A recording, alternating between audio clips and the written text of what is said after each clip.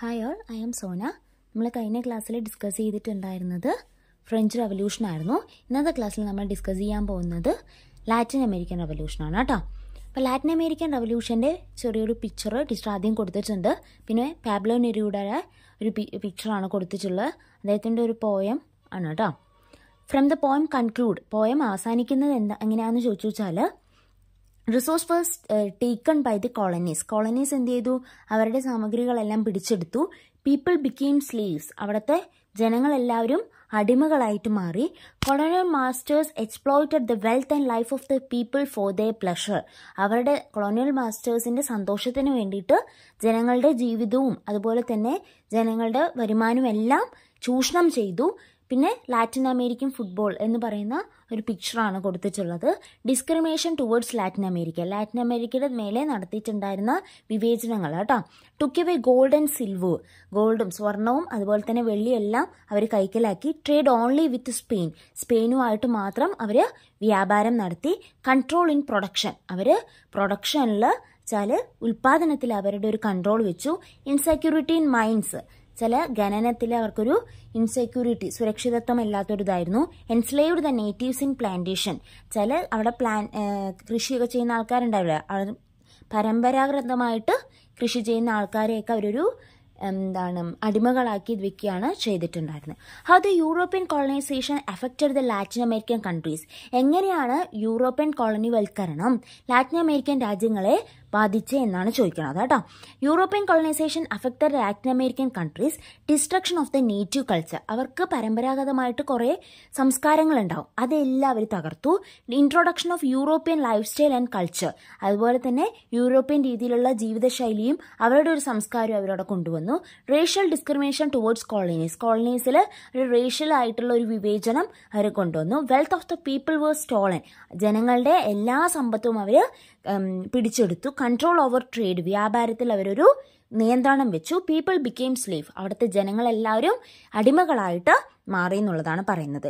അപ്പോൾ ഈ Latin American റവല്യൂഷനിലെ 3 പ്രധാനപ്പെട്ട റൂളേഴ്സ് എന്ന് പറയുന്നത്, 1 Francisco Miranda, 2 Simon Bolivar, 3 Jose de San Martin. Latin American Revolution was not only for political liberation but also for the life and culture of the people. ഈ Latin American വിപ്ലവം എന്ന് പറയുന്നത് ഒരു രാഷ്ട്രീയപരമായിട്ടുള്ള ഒരു liberation അല്ല കൊണ്ടുവന്നിട്ടുണ്ടായിരുന്നത്, അതുപോലെ തന്നെ ജനങ്ങളുടെ ജീവിതശൈലികളും സംസ്കാരത്തിലുമാണ് അവർ വലിയൊരു മാറ്റം കൊണ്ടുവന്നിട്ടുണ്ടായിരുന്നത്. Countries liberated from colonial rule, colonial ഭരണത്തിൽ നിന്നും രാജ്യങ്ങൾ എന്ത് ചെയ്യാണ്? സ്വതന്ത്രരായി. ഏതൊക്കെ രാജ്യങ്ങളാണ്? Mexico, Colombia, Venezuela, Ecuador, Peru, Brazil, Bolivia, Chile, Argentina. These are the 9 countries which are liberated from the colonial rules. Okay, ഇത്രയും കൺട്രീസ് ആണ് സ്വതന്ത്രമായിട്ട്, കൊളനി ഭരണത്തിൽ നിന്നും സ്വതന്ത്രമായിട്ട് വന്നിട്ടുണ്ടായിരുന്ന രാജ്യങ്ങൾ എന്ന് പറയുന്നത് ഈ 9 countries ആയിരുന്നു കേട്ടോ. ഇത്രയാണ് ലാറ്റിൻ അമേരിക്കൻ റവല്യൂഷനെ കുറിച്ച് പഠിക്കാനുള്ളത്. നമ്മുടെ ഈ ഫസ്റ്റ് ചാപ്റ്ററിൽ എന്ന് പറയുമ്പോൾ ഈ ഒരു റവല്യൂഷനാണ്, വളരെ ചെറിയൊരു റവല്യൂഷൻ, പക്ഷെ നമ്മളൊരു ഇമ്പോർട്ടൻ്റ് ആയിട്ട് തന്നെ കൊണ്ടുപോവുക. ഇതിൻ്റെ മെയിനായിട്ട് നോക്കേണ്ടത് ഏതൊക്കെയായിരുന്നു റൂളേഴ്സ് ഒന്ന് നോക്കണം കേട്ടോ. അതുപോലെ തന്നെ എങ്ങനെയായിരുന്നു ഈ ഒരു കോളനൈസേഷൻ ലാറ്റിൻ അമേരിക്കൻ കൺട്രീസിനെ അഫക്റ്റ് ചെയ്ത് എന്നുള്ളത് വളരെ ഇമ്പോർട്ടൻ്റ് ആയിട്ടുള്ളതാണ്. പിന്നെ ലാറ്റിൻ അമേരിക്കൻ പീപ്പിൾസിനെ ഡിസ്ക്രിമിനേറ്റ് ചെയ്തത് എങ്ങനെയൊക്കെ ആയിരുന്നു. ഒരു 3 ടോപ്പിക്സ് നല്ല രീതിയിൽ നോക്കാം കേട്ടോ. പിന്നെ കൺട്രീസ് നമുക്ക് ഓർമ്മ വെക്കാൻ പറ്റുവാണെന്നുണ്ടെങ്കിൽ എത്ര കൺട്രീസ് ലിബറേറ്റ് ചെയ്തു കൊളോണിയൽ റൂളിൽ നിന്നും എന്നുള്ളതൊക്കെ ഒന്ന് ഓർത്ത് വെക്കാനും ശ്രമിക്കാം കേട്ടോ. ഇനി നമ്മളുടെ നെക്സ്റ്റ് റവല്യൂഷൻ എന്ന് പറയുന്നത് ഏതാണ്? റഷ്യൻ റവല്യൂഷനാണ് കേട്ടോ. ഈ റഷ്യൻ റവല്യൂഷൻ എന്ന് പറയുന്നത് വളരെ ഇമ്പോർട്ടൻ്റ് ആയിട്ടുള്ള ഒരു റവല്യൂഷനാണ്. നമ്മൾ അമേരിക്കനും ഫ്രഞ്ചും പഠിച്ച പോലെ തന്നെ വളരെ ഇമ്പോർട്ടൻ്റ് ആയിട്ടുള്ള ഒരു റവല്യൂഷനാണ് റഷ്യൻ റവല്യൂഷൻ എന്ന് പറയുന്നത് കേട്ടോ. അപ്പോൾ റഷ്യൻ റവല്യൂഷന് ഒരു പിക്ചർ കൊടുത്തിട്ടുണ്ട്. രണ്ടാമതായിട്ട് മാക്സിം ഗോർക്കിയാണ് കൊടുത്തിട്ടുള്ളത്. മാക്സിം ഗോർക്കിയുടെ ഒരു നോവലാണ് കേട്ടോ, മദർ എന്ന് പറയുന്ന ഒരു നോവലാണ് കേട്ടോ. From the novel we conclude, novel അവസാനിപ്പിക്കുന്നത് എങ്ങനെയാണെന്ന് വെച്ചാൽ, workers are the basics of production അഥവാ ഉൽപാദനത്തിന്റെ ഒരു ബേസ് എന്ന് പറയുന്ന ആരാണ്? അവിടുത്തെ ജോലിക്കാരാണെന്നുള്ളതാണ്. വർക്കേഴ്സ് ഹാവ് നോ റൈറ്റ്, അതുപോലെ തന്നെ അവിടെ ജോലി ചെയ്യുന്നവർക്ക് എന്തില്ല? അവകാശങ്ങളില്ല. Workers were exploited by the capitalist, മുതലാളിത്ത വർഗ്ഗക്കാരെ വരെ എന്ത് ചെയ്യുന്നു? ചൂഷണം ചെയ്യുന്നു. ആരെ? വർക്കേഴ്സിനെ എന്നുള്ളതാണ്. ഡിമാൻഡ്സ് ഓഫ് ദ വർക്കേഴ്സ്, ജോലിക്കാരുടെ ആവശ്യങ്ങൾ എന്തൊക്കെയായിരുന്നു ചോദിച്ചു വെച്ചാൽ, അബോളിഷ് ദ പ്രൈവറ്റ് പ്രോപ്പർട്ടി, വെച്ചാൽ പ്രൈവറ്റ് ആയിട്ടുള്ള കുറേ സമ്പത്ത് ഉണ്ടാവുമല്ലോ, അതിനെല്ലാം ഇല്ലാതാക്കുക. Everyone has to work. അതുപോലെ തന്നെ എല്ലാവരും പണിയെടുക്കണം. Authority to people and workers. ആർക്ക് അതോറിറ്റി നൽകണം അല്ലെങ്കിൽ പ്രാധാന്യം കൊടുക്കണം? അവിടുത്തെ ജനങ്ങൾക്കും അതുപോലെ തന്നെ അവിടെ പണിയെടുക്കുന്നവർക്കും ജോലി ചെയ്യുന്നവർക്കും എന്ത് ചെയ്യണം? അതോറിറ്റി നൽകണം. Production control by people. അതുപോലെ തന്നെ ഉൽപാദനത്തിന്റെ ഒരു നിയന്ത്രണം ആർക്ക് കൊടുക്കണം? ജനങ്ങൾക്ക് കൊടുക്കണം. Find out the circumstances for the Russian revolution. എന്തെല്ലാം കാര്യങ്ങളാണ് റഷ്യൻ റവല്യൂഷൻ ഉണ്ടായെന്ന് നോക്കാനാണ് പറയുന്നത്. റഷ്യൻ റവല്യൂഷന്റെ കാരണങ്ങൾ എന്ന് ചോദിച്ചാൽ ഓട്ടോക്രസി ഓഫ് സാർ ഭരണം, സാർ രാജഭരണമാണ് ഒന്നാമത്തെ കാരണം. Tragic life of farmers and workers വെച്ചാൽ കൃഷിക്കാരുടെയും അതുപോലെ തന്നെ അവിടുത്തെ ജോലിക്കാരുടെയും വളരെ ദുരിതപൂർണമായിട്ടുള്ള ഒരു ജീവിതം. ലോ അഗ്രികൾച്ചറൽ പ്രൊഡക്ഷൻ, വളരെ കുറഞ്ഞ കൃഷിയുടെ ഉൽപാദനം.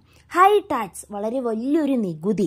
ലോ ഇൻഡസ്ട്രിയൽ പ്രൊഡക്ഷൻ, വളരെ കുറവായിട്ടുള്ള ഇൻഡസ്ട്രിയൽ ഉൽപാദനം. ഇൻഡസ്ട്രി എന്ന് വെച്ചാൽ വ്യവസായ ഉൽപാദനം. ഫോറിൻ ഇൻവോൾവ്മെന്റ് ഇൻ ഇൻഡസ്ട്രി വെച്ചാൽ ഇൻഡസ്ട്രിയിൽ വ്യവസായത്തിൽ പുറത്തുള്ള ആളുകളുടെ ഒരു നിയന്ത്രണം, അവരുടെ ഒരു ഇടപെടൽ. Influence of writers and philosophers വെച്ചാൽ എഴുത്തുകാരുടെയും ഫിലോസഫേഴ്സിന്റെ ഒക്കെ ഒരു ഇൻഫ്ലുവൻസ്. മാർസിസ്റ്റ് ഐഡിയോളജി, അവിടെ കൊണ്ടുവന്ന ഒരു മാർസിസ്റ്റ് ഐഡിയോളജി, മാർസിസ്റ്റ് ആയിട്ടുള്ള കുറെ ആശയങ്ങൾ. ഇതെല്ലാം കൊണ്ടാണ് റഷ്യൻ വിപ്ലവം ഉണ്ടാവുന്നത് എന്നാണ് പറയുന്നത്. അതുപോലെ തന്നെ പിന്നെ കുറച്ച് കാരണങ്ങൾ. ഫോർമേഷൻ ഓഫ് ട്രേഡ് യൂണിയൻ വെച്ചാൽ ഈ ജോലിക്കാരുടെ ഒരു യൂണിയൻ ഉണ്ടായത് കാരണം. ഇൻഫ്ലുവൻസ് ഓഫ് പൊളിറ്റിക്കൽ ലീഡേഴ്സ്, അതുപോലെ തന്നെ രാഷ്ട്രീയ നേതാക്കളുടെ ഒരു influence. Defeat of Russia in 1905 by Japan 1905 റഷ്യയെ തകർത്തത്. After effects of first world, ഒന്നാം ലോക മഹായുദ്ധത്തിന്റെ ആയിട്ടുള്ള കുറെ പ്രശ്നങ്ങൾ. ഇതൊക്കെ കൊണ്ടാണ് റഷ്യൻ വിപ്ലവം ഉണ്ടാവുന്നത്. ഇതിന്റെ മെയിൻ റൂളേഴ്സ് എന്ന് പറയുന്നത് Leo Tolstoy, Ivan Turgenev, Anton Chekhov, ഇവരൊക്കെയാണ് കേട്ടോ. കാൾ മാർക്സിന്റെ ഒരു 3 ബുക്സ് കൊടുത്തിട്ടുണ്ട്. The communist manifesto, Karl Marx Das Capital, അതുപോലെ തന്നെ തിയറീസ് ഓഫ് സർപ്ലസ് വാല്യൂ. ഇതാണ് 3 കാൾ മാർക്സിന്റെ ബുക്സ്. പിന്നെ ഫെഡറിക് ഏഞ്ചൽസ് പറയുന്ന മാർസിസ്റ്റ് ഐഡിയോളജി. കാൾ മാർക്സും ഫെഡറിക് ഏഞ്ചൽസ് ഒക്കെയാണ് ഈ ഒരു മാർസിസ്റ്റ് എന്ന് പറയുന്ന ഒരു ആശയം കൊണ്ടുവന്നത് കേട്ടോ. Marxist ideology. Social democratic workers party എന്ന് പറയുന്ന ഒരു പാർട്ടി കൊണ്ടുവന്നു. മെൻഷവിക്കും ബോൾഷവിക്കും, അല്ല 2 പേരായിട്ട് തരംതിരിച്ചിട്ടുണ്ടായിരുന്നു, മെൻഷവിക്കും ബോൾഷവിക്കും. മെൻഷവിക് എന്ന് പറയുന്നത് വളരെ ന്യൂനപക്ഷമായിട്ടുള്ള ആൾക്കാരും ബോൾഷവിക് എന്ന് പറയുന്നത് മെജോറിറ്റി ആയിട്ടുള്ള ആൾക്കാരും. അതിന്റെ അലക്സാണ്ടർ കെരൻസ്കി ആയിരുന്നു മെൻഷവിക്കിന്റെ റൂളർ എന്ന് പറയുന്നത്. ലെനിനും ടോൾസ്റ്റോയും ആയിരുന്നു ബോൾഷവിക്കിന്റെ റൂളർ എന്ന് പറയുന്നത് കേട്ടോ. പിന്നെ അലക്സാണ്ടർ കെരൻസ്കിനെയും ടോൾസ്റ്റോയിനെയും ഒക്കെ കൊടുത്തിട്ടുണ്ട്. ഇതിന്റെ മേജർ ആയിട്ടുള്ള എന്തെല്ലാം കാര്യങ്ങളാണ് നടന്നതെന്ന് ചോദിച്ചു വെച്ചാൽ, അവരാദ്യം സോവിയറ്റ്സ് ഉണ്ടാക്കി, അതുപോലെ തന്നെ ഡൂമ എന്ന് പറയുന്ന ഒരു പാർലമെന്റ് ഉണ്ടാക്കി. ഫെബ്രുവരി റെവല്യൂഷൻ നടന്നു, ഒക്ടോബർ റെവല്യൂഷൻ നടന്നു, USSR. അപ്പൊ ബ്ലഡി സൺഡേ എന്ന് പറയുന്ന ഒരു ഇത് നടന്നിട്ടുണ്ട്. സോവിയറ്റ്സ് ഉണ്ടായിട്ടുണ്ട്, ഡൂമ ഉണ്ടായിട്ടുണ്ട്, ഫെബ്രുവരി റെവല്യൂഷൻ ഉണ്ടായിട്ടുണ്ട്, ഒക്ടോബർ റെവല്യൂഷൻ ഉണ്ടായിട്ടുണ്ട്, പിന്നെ ഒരു സോവിയറ്റ് യൂണിയൻ. ഇത്രയും കാര്യങ്ങൾ നടന്നിട്ടുണ്ട് കേട്ടോ. അപ്പം ഫെയിലിയേഴ്സ് ഇൻ ദ വാർസ് വെച്ചാൽ വാറിൽ നടന്നിട്ടുണ്ടായിരുന്ന ഒരു തോൽവി. സാർ എംപറർ വെച്ചാൽ സാറിനുണ്ടായിരുന്ന ചക്രവർത്തി. മ്യൂട്രിനി ഇൻ ദ ആർമിയിൽ ഉണ്ടായിട്ടുള്ള കുറെ വിപ്ലവങ്ങൾ. ഫോർമേഷൻ ഓഫ് സോവിയറ്റ്സ് ഉണ്ടായിട്ടുള്ള കാരണം. ഫുഡ് ഷോർട്ടേജ് വെച്ചാൽ ഭക്ഷണമില്ലായ്മ, ഭക്ഷണത്തിന്റെ ഒരു കുറവ്. സ്ട്രൈക്സ്, കുറെ സ്ട്രൈക്കുകൾ വെച്ചാൽ പ്രൊട്ടസ്റ്റും സ്ട്രൈക്സ് ഒക്കെ ഉണ്ടായത്. ഡിസ്കണ്ടന്റ് ഇൻ ദി കൺട്രി സൈഡിൽ ഉണ്ടായിട്ടുള്ള ഒരു ബന്ധം, നല്ല രീതിയിലുള്ള ഒരു ബന്ധം ഇല്ലാത്തൊരവസ്ഥ. Duma settings up alternative parliament, അതുപോലെ തന്നെ ഡൂമ ഒരു പാർലമെന്റ് പോലെ ഒരു ഡ്യൂമ സെറ്റപ്പ് ഉണ്ടാക്കിയത്. എന്താണ് ബ്ലഡി സൺഡേ? അപ്പൊ നമ്മൾ ഇത്രയും ഈവെന്റ്സ് പറഞ്ഞല്ലോ, ഇനി ഓരോന്നായി പറയണം കേട്ടോ. ഫസ്റ്റ് വൺ നമ്മൾ ഡിസ്കസ് ചെയ്യാൻ പോകുന്നത് bloody Sunday. March of Petrograd by workers എല്ലാവരും കൂടെ പെട്രോഗ്രാഡിലോട്ട് ഒരു മാർച്ച് നടത്താണ് 1905 ജാനുവരി 9. അവര് അവകാശപ്പെടുന്ന ഒരു കാര്യം എന്താണെന്ന് വെച്ചാൽ political right and economic reform, രാഷ്ട്രീയപരമായിട്ടുള്ള അവകാശങ്ങളും സാമ്പത്തികപരമായിട്ടുള്ള കുറെ ഡെവലപ്മെന്റ്സ് കൊണ്ടുവരിക എന്നുള്ളതാണ്. March was fired. ആ ഒരു ടൈമിൽ എന്ത് ചെയ്തു? അവിടെയുള്ള ആർമീസ് എല്ലാവരും കൂടെ വെടിവെക്കുകയാണ് ചെയ്തത് ആൾക്കാർക്ക് നേരെ കേട്ടോ. ആ ഒരു ദിവസത്തെയാണ് നമ്മൾ ബ്ലഡി സൺഡേ എന്ന രീതിയിൽ അറിയപ്പെടുന്നത്. കാരണം കുറേ ജനങ്ങൾ മരിച്ചുപോയി, 100 ആളുകൾ ഈ ഒരു ഫയറിൽ മരിച്ചു പോവുകയാണ് ചെയ്തിട്ടുണ്ടായിരുന്നത് കേട്ടോ. അവിടേക്ക് ഫാമേഴ്സും വർക്കേഴ്സും എല്ലാവരും കൂടെ വുമൻസ് ഒക്കെ ഉണ്ടായിരുന്നു. അപ്പോൾ അവരെല്ലാവരും കൂടെയാണ് ഈ മാർച്ച് പെട്രോഗ്രാഡിലോട്ട് നടത്തുന്നത്. അതിൽ ഈ ഒരു മാർച്ച് നടത്തിയിട്ട് വർക്കേഴ്സിൽ പലരും മരിച്ചു പോവുകയാണ് ചെയ്തിട്ടുണ്ടായിരുന്നത് കേട്ടോ. അപ്പോൾ അതുകൊണ്ടാണ് ഇതിനെ ബ്ലഡി സൺഡേ എന്ന രീതിയിൽ അറിയപ്പെടുന്നത്. ദ സോവിയറ്റ്സ് എന്ന് പറയുന്നത് വർക്കേഴ്സ് ഓർഗനൈസേഷൻ ഓൾ ഓവർ റഷ്യയിൽ മൊത്തത്തിലുള്ള ഒരു ജോലിക്കാരുടെ ഒരു സംഘടനയാണ് ഈ സോവിയറ്റ്സ് എന്ന് പറയുന്നത്. ഡൂമ എന്ന് പറയുന്നത് ഒരു ലെജിസ്ലേറ്റീവ് അസംബ്ലിയാണ് കേട്ടോ. നമ്മൾ ആസ് പാർട്ട് ഓഫ് പാർലമെന്റ് പോലെയുള്ള ഒരു സെറ്റപ്പാണ് പറയുന്നത്. February revolution participation in first world war by Nicholas second വെച്ചാൽ ഒന്നാം ലോക മഹായുദ്ധത്തിൽ നിക്കോള സെക്കൻഡ് ആണ് പാർട്ടിസിപ്പേറ്റ് ചെയ്തിട്ടുണ്ടായിരുന്നത്. മെനി വർക്ക് കിൽഡ്, കുറേ ആളുകൾ എന്ത് ചെയ്തിട്ടുണ്ടായിരുന്നു, മരിച്ചിട്ടുണ്ടായിരുന്നു. ഫുഡ് ഷോർട്ടേജ് വെച്ചാൽ ഭക്ഷണമൊക്കെ വളരെ കുറവായിരുന്നു. പ്രൊട്ടസ്റ്റ് മാർച്ച് ഇൻ പെട്രോഗാഡിലോട്ട് അവരൊരു മാർച്ച് നടത്തിയിട്ടുണ്ടായിരുന്നു. സോൾജേഴ്സ് ജോയിൻ വിത്ത് വർക്കേഴ്സുമായിട്ട് ആർമിക്കാർ മിലിറ്ററി അവരെയൊക്കെ കൂടെ ജോയിൻ ചെയ്തിട്ടുണ്ടായിരുന്നു. ക്യാപ്ചേർഡ് പെട്രോഗാഡൊക്കെ അവർ പിടിച്ചെടുത്തു. Nicholas second was thrown out. Nicholas second എന്ത് ചെയ്തു, അദ്ദേഹത്തിൻ്റെ ഈ രാജാവ് എന്നുള്ളത് ഒഴിഞ്ഞു, രാജകിരീടം ഒഴിയാണ് ചെയ്തിട്ടുണ്ടായിരുന്നത്. പ്രൊവിഷണൽ ഗവൺമെന്റ് ബൈ കെരൻസ്കി, അങ്ങനെ അവിടെ ഒരു പ്രൊവിഷണൽ ഗവൺമെന്റ്, കെരൻസ്കിയുടെ അണ്ടറിലുള്ള ഒരു പ്രൊവിഷണൽ ഗവൺമെന്റ് വരികയാണ് ചെയ്തിട്ടുണ്ടായിരുന്നത് കേട്ടോ. പിന്നെ Vladimir Ilyich Lenin. Demands of ബോൾഷെവിക്കിന്റെ ഡിമാൻഡ്സ് എന്തൊക്കെയായിരുന്നു എന്ന് വെച്ചാൽ വിഡ്രോവൽ ഫ്രം വേൾഡ് വാറിൽ നിന്നും അവരെന്ത് ചെയ്യണം, പിന്മാറണം. Distribute the land to the farmers from lords വെച്ചാൽ അവിടുത്തെ ലോഡ്സിൽ നിന്നും വെച്ചാൽ നമ്മൾ പഠിച്ചിട്ടുണ്ടായിരുന്നില്ലേ 3 എസ്റ്റേറ്റിലുള്ള ലോഡ്സ്, ഫ്യൂഡൽ ലോഡ്സ് പോലെ അങ്ങനെയുള്ള പ്രഭുക്കന്മാരിൽ നിന്നും ഫാമേഴ്സിന് ലാൻഡ് എല്ലാം വിതരണം ചെയ്ത് കൊടുക്കണം. മേക്ക് ഫാക്ടറീസ് പബ്ലിക് പ്രോപ്പർട്ടി, അതുപോലെ തന്നെ അവിടുത്തെ ഫാക്ടറീസ് ഒക്കെ ഒരു പബ്ലിക് പ്രോപ്പർട്ടി ആയിട്ട്, ഗവൺമെന്റിന്റെ ഒരു പ്രോപ്പർട്ടി ആയിട്ട് മാറ്റണം എന്നുള്ളതാണ് പറയുന്നത് കേട്ടോ. ഇത്രയാണ് ഫെബ്രുവരി റവല്യൂഷനിൽ പറയുന്ന കാര്യം. പിന്നെ ഒക്ടോബർ റവല്യൂഷൻ നോക്കുകയാണെന്നുണ്ടെങ്കിൽ ലെനിൻ ഒപ്പോസ്ഡ് ദ പ്രൊവിഷണൽ ഗവൺമെന്റിനെ ലെനിനെ എതിർത്തിട്ടുണ്ടായിരുന്നു. Demanded power of the soviets അഥവാ വർക്കേഴ്സ് ഓർഗനൈസേഷന് പവറെല്ലാം, അധികാരമെല്ലാം കൊടുക്കണമെന്നായിരുന്നു ഡിമാൻഡ് ചെയ്ത്. Bolshevik and soviets supported Lenin. ബോൾഷെവിക്സും അതുപോലെ തന്നെ സോവിയറ്റ്സും എല്ലാം ലെനിനെ സപ്പോർട്ട് ചെയ്തു. ആംഡ് റിബല്യൻ അഗെയിൻസ്റ്റ് ഗവൺമെന്റ് അഥവാ പ്രൊവിഷണൽ ഗവൺമെന്റ്, ഒരു ആംഡ് റിബല്യൻ പ്രൊവിഷണൽ ഗവൺമെന്റിനെതിരെ ഒരു ആർമിപരമായിട്ടുള്ള ഒരു വിപ്ലവം നടക്കുകയാണ് ചെയ്തിട്ടുണ്ടായിരുന്നത്. കെരൻസ്കിയിൽ ഫ്ലഡ് ഫ്രം റഷ്യ, അങ്ങനെ കെരൻസ്കി റഷ്യയിലെ ഭരണം അവസാനിപ്പിച്ച് ബോൾഷെവിക് അറ്റൈൻഡ് പവർ, അങ്ങനെ ബോൾഷെവിക്കാർ അധികാരത്തിലോട്ട് വന്നു. Lenin as the head of the cabinet, ആ ക്യാബിനറ്റിന്റെ ഒരു ഹെഡായിട്ട് ലെനിനാണ് വരുന്നത്. ഒക്ടോബർ റവല്യൂഷന്റെ കാരണങ്ങൾ എന്തൊക്കെയാണെന്ന് ചോദിച്ചു വെച്ചാൽ വിഡ്രോ ഫ്രം വേൾഡ് വാറിൽ നിന്നും വിഡ്രോ ചെയ്യുക. Distribute the land to the farmers from ലോഡ്സിൽ നിന്നും പ്രഭുക്കന്മാരിൽ നിന്നും ലാൻഡ്സ് വാങ്ങിയിട്ട് ഫാമേഴ്സിന് കൊടുക്കുക. Factories, banks, transports and foreign trade were brought under public ownership. അതുപോലെ തന്നെ ഫാക്ടറീസ് ആണെങ്കിലും ബാങ്ക്സ് ആണെങ്കിലും ട്രാൻസ്പോർട്ട്, യാത്രയാണെങ്കിലും ഫോറിൻ ട്രേഡ്, നമ്മുടെ ഫോറിൻ ആയിട്ടുള്ള വ്യാപാരമാണെങ്കിലും വ്യവസായമാണെങ്കിൽ എല്ലാം ആരുടെ കീഴിലാക്കണം, പബ്ലിക് ഓണർഷിപ്പിന്റെ. ഇത്രയും കാര്യങ്ങളാണ് ഈ ഒരു ഒക്ടോബർ റവല്യൂഷൻ കൊണ്ട് ഉണ്ടായതെന്നുള്ളതാണ്. Compare February revolution and October revolution, രണ്ടും കൂടെ കമ്പയർ ചെയ്യാനാണ് പറഞ്ഞിരിക്കുന്നത്. ഫെബ്രുവരി റവല്യൂഷൻ കൊണ്ടുപോയത് മെൻഷവിക്സ് ആയിരുന്നു. ഒക്ടോബർ റവല്യൂഷൻ നയിച്ചത് ബോൾഷെവിക്സുകാരായിരുന്നു.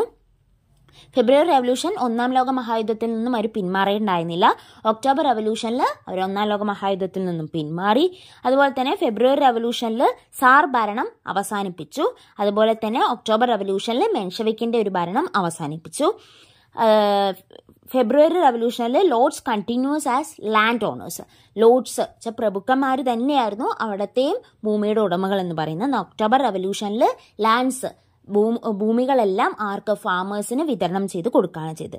Less importance to public ownership. February റവല്യൂഷനിൽ പബ്ലിക് ഓണർഷിപ്പിന് വളരെ കുറവ് ഇമ്പോർട്ടൻസ് ആയിരുന്നു കൊടുത്തിട്ടുണ്ടായിരുന്നത്. എന്നാൽ ഒക്ടോബർ റവല്യൂഷനിൽ ഫാക്ടറീസും ബാങ്ക്സും എല്ലാം പബ്ലിക് ഓണർഷിപ്പിന്റെ കീഴിലോട്ട് വന്നു. അങ്ങനെ 1924 പുതിയൊരു ഭരണഘടന വരികയാണ് ചെയ്തിട്ടുണ്ടായിരുന്നത്. അങ്ങനെ USSR ഫോം ചെയ്തു. മനസ്സിലായോ? ഇത്രയും കാര്യങ്ങളാണ് നമ്മളുടെ റഷ്യൻ റവല്യൂഷനിൽ നടന്നിട്ടുണ്ടായിരുന്നത് കേട്ടോ. അപ്പം ഇനിയും ഇതുപോലത്തെ നല്ല നല്ല ക്ലാസ്സുകൾ കിട്ടണം എന്നുണ്ടെങ്കിൽ നമ്മൾ എന്ത് ചെയ്യണം, നിർഭയയുടെ ആപ്പ് ഡൗൺലോഡ് ചെയ്യുക. അപ്പം നിങ്ങൾക്ക് കണ്ടിന്യൂസ് ആയിട്ട് സബ്ജക്റ്റ് സോഷ്യൽ മാത്രമല്ല എല്ലാ സബ്ജക്ട്സിൻ്റെയും ക്ലാസ് അതിലൂടെ പ്രൊവൈഡ് ചെയ്യുന്നതായിരിക്കും. നമുക്ക് അതിൽ ക്ലാസ് പർച്ചേസ് ചെയ്യുകയാണെങ്കിൽ കേട്ടോ. അപ്പം നിർഭയ ആപ്പ് ഡൗൺലോഡ് ചെയ്തതിന് ശേഷം നമ്മൾ അതിൽ ക്ലാസ് പർച്ചേസ് ചെയ്യുകയാണെന്നുണ്ടെങ്കിൽ എല്ലാ ക്ലാസ്സസും നമുക്ക് അവൈലബിൾ ആവുന്നതായിരിക്കും. അപ്പം നിങ്ങൾക്ക് ഇഷ്ടപ്പെട്ടു എന്നുണ്ടെച്ചാൽ എന്ത് ചെയ്യണം, നിങ്ങളെല്ലാവരും ക്ലാസ്സൊക്കെ പർച്ചേസ് ചെയ്യുക. അപ്പോൾ അതിൻ്റെ ഫീസാണെങ്കിലും മറ്റുള്ള കാര്യങ്ങളൊക്കെ അറിയാൻ വേണ്ടിയിട്ട് ടീച്ചറുടെ നമ്പർ സ്ക്രീനിൽ ഡിസ്പ്ലേ ചെയ്യുന്നതായിരിക്കും. അതിലോട്ട് വിളിച്ച് നിങ്ങൾക്ക് എന്തെങ്കിലും ഫർദർ ഡീറ്റെയിൽസ് വേണമെങ്കിൽ എന്ത് ചെയ്യാം, അന്വേഷിക്കാം കേട്ടോ. അപ്പോൾ ഇത്രയേ ഉള്ളൂ ഇന്നത്തെ ക്ലാസ്. നമ്മൾ വൈൻഡ് അപ്പ് ചെയ്യുവാണ്. Thank you.